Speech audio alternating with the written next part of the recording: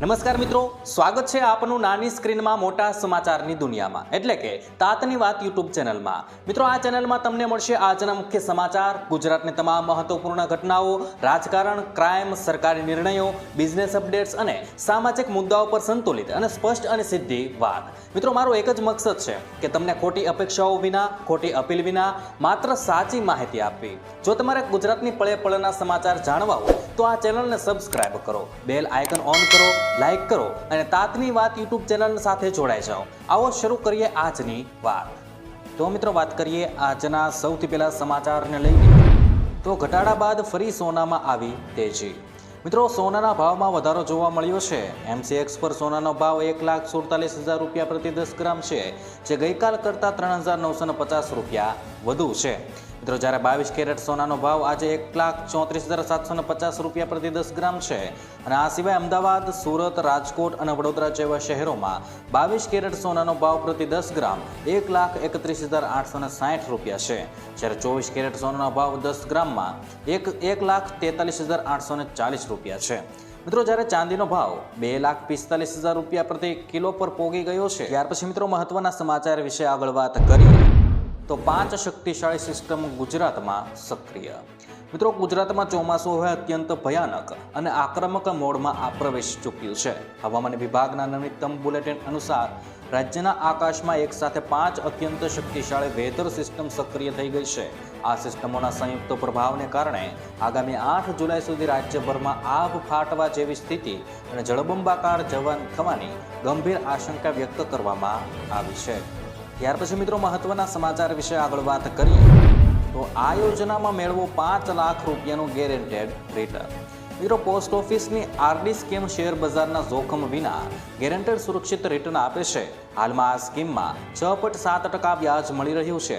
જો તમે દર મહિને 3,000 રૂપિયાનું રોકાણ 10 વર્ષ માટે કરો છો તો 3,60,000 રૂપિયાની જમા રકમ સામે કુલ 5,12,560 રૂપિયાનું રિટર્ન મળશે. આ ખાતું મૂળ 5 વર્ષનું હોય છે, જેને વધુ 5 વર્ષ માટે લંબાવી શકાય છે. મિત્રો, 10 વર્ષથી વધુ ઉંમરના બાળકો તેમજ પુખ્ત વય વ્યક્તિઓ આ યોજનામાં ખાતું ખોલાવી શકે છે. ત્યાર પછી મિત્રો, આજની હવામાન આગાહી વિશે વાત કરી નાખીએ તો ગુજરાત પર હવે મેઘરાજા પૂરેપૂરા મહેરબાન થયા છે. દક્ષિણ ગુજરાતથી લઈને સૌરાષ્ટ્ર સુધી આકાશમાંથી વરસેલી રહેલા વરસાદ ધરતીને તરબોતોડ કરી દીધી છે. હજુ પણ વરસાદનો આ જોરદાર રાઉન્ડ યથાવત રહેવાની આંધાણ છે. રાજ્યના હવામાન વિભાગે આગામી 8 જુલાઈ સુધી ગુજરાતમાં ભારેથી અતિ ભારે વરસાદની આગાહી કરી છે. મિત્રો, ખાસ કરીને 5મી અને 6ઠી જુલાઈએ અતિ ભારે વરસાદની આગાહી કરવામાં આવી છે. મિત્રો, હવામાન વિભાગે 8 જુલાઈ સુધી ગુજરાતમાં ભારેથી અતિભારે વરસાદની આગાહી કરી નાખી છે. કેટલાક વિસ્તારોમાં અત્યંત વધુ વરસાદ પડી શકે છે અને 5 થી 6 જુલાઈથી વરસાદના જોરમાં વધારો થશે. મિત્રો, આજે પણ કેટલાક વિસ્તારોમાં વરસાદનું રેડ એલર્ટ આપવામાં આવ્યું છે. આગામી 5 દિવસ માછીમારોને દરિયો ન ખેડવા સૂચના આપવામાં આવી છે. Offshore trough, share zone, upper air, પશ્ચિમ બંગાળમાં લો પ્રેશર અને સાયક્લોનિક સર્ક્યુલેશનના કારણે વરસાદની આગાહી છે. હવામાન વિભાગે પોરબંદર, ગીર સોમનાથ, દીવ અને દમણ માટે રેડ એલર્ટ જાહેર કર્યું છે. જ્યારે ભરૂચ, સુરત, વલસાડ અને દાદરા નગર હવેલીમાં પણ મુશળધાર વરસાદ તેમજ તેજ પવનની ચેતવણી આપવામાં આવી છે. તો અમદાવાદમાં હળવાથી મધ્યમ વરસાદની આગાહી પણ કરી નાખવામાં આવી છે. મિત્રો, માત્ર વરસાદ જ નહીં પરંતુ આગામી 5 દિવસ તોફાન રહેવાની પણ શક્યતા છે. એટલા માટે રાજ્યના તમામ માછીમારોને દરિયો ન ખેડવા માટે સૂચના પણ આપવામાં આવી છે. કારણ કે અરબી સમુદ્રમાં પવનની ગતિ પણ વધી શકે છે. હવામાન વિભાગના જણાવ્યા પ્રમાણે હાલ રાજ્ય પર એક સાથે 5 વરસાદી સિસ્ટમ સક્રિય છે.